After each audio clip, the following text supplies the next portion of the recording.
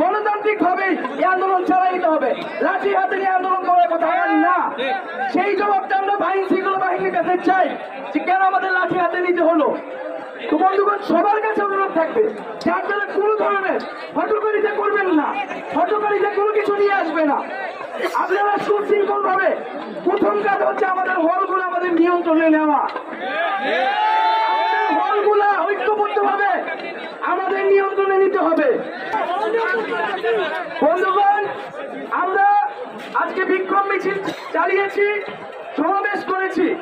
আমরা আগামীকাল যেহেতু মহরম, আমরা আগামীকাল সকলের সাথে আলোচনা করে তাদের মধ্যে একটি কর্মসূচি দিব। কিন্তু আমি বারবার বলছি, আজকে আন্দোলন শেষ হয়ে যাবে না। আজকে আপনারা বিশাল কিছু করেও ফেলবেন না। আপনারা যদি এই মনোবল না থাকে যে আজকে কি না হলে আমি কালকেও দাঁড়াবো, এই মনোবল না থাকলে আপনারা কেন কালকে পারবেন না? কেন এই সাহস করতে পারেন না?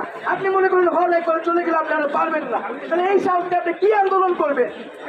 এই ভয়টাই তো ভাঙতে হবে।